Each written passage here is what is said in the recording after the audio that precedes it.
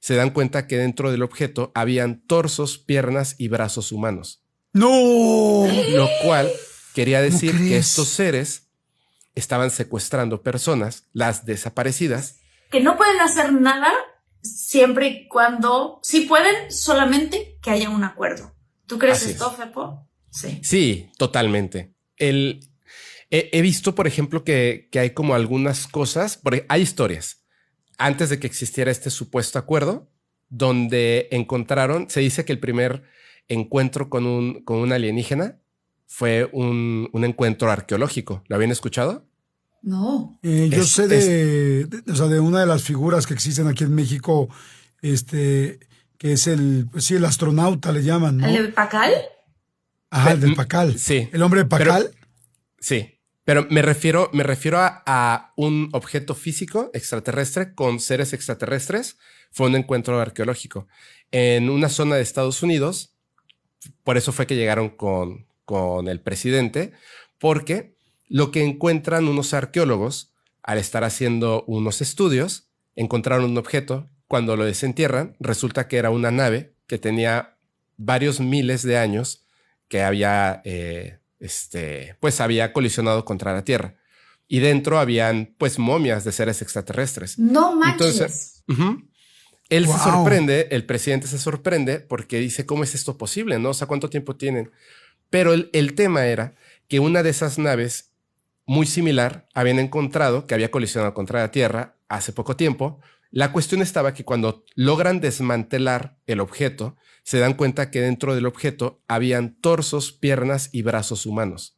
¡No! Lo cual quería ¿Cómo decir que crees? estos seres estaban secuestrando personas, las desaparecidas, pero obviamente estaban haciendo sus estudios como ciencia, ¿no? Como si fuera un animal y lo tienes que despedazar. Entonces se genera este primer contacto que tiene que ver con Aztec Nuevo México. Es una historia muy larga y muy interesante de cómo se consigue generar ese primer contacto. Cuando se genera ese primer contacto, digamos, entre un presidente, o sea, como un representante de nación o del planeta, con estos seres que piden que no se les tome fotografías ni se les filme, que nosotros, la humanidad, dijo que sí lo iba a hacer, pero sin embargo sí los grabaron, se dieron cuenta, los filmaron. Y bueno, esto lo que les piden es un intercambio de tecnología a cambio de tú puedes hacer estudios con personas. Nos tienes que decir antes la lista de las personas a las que vas a secuestrar cada día. Les tienes que borrar la memoria para que no recuerden lo que pasó. Y 2, no les puedes hacer daño. Sin embargo, empiezan a hacer esto de los implantes, que son los implantes estos como chips, que tienen que ver con tecnología además híbrida entre biológica y tecnológica, porque solamente funcionan mientras están conectados al huésped y no funcionan en otro. Es como que tú eres la batería específicamente de ese chip, Wow. que es para mantener un control de en dónde te encuentras.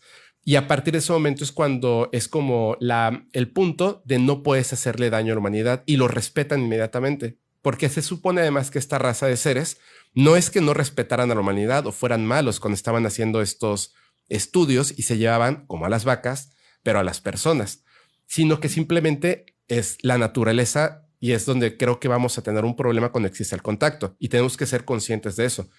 Nosotros pensamos de una manera porque somos humanos, pero una raza de seres insectoides, por ejemplo, que se alimentan comiéndose vivos a otros insectos, como lo hacen los insectos el día de hoy, no van a ver la vida, el amor, el respeto a ese tipo de cuestiones de la misma manera que lo vemos y lo percibimos nosotros.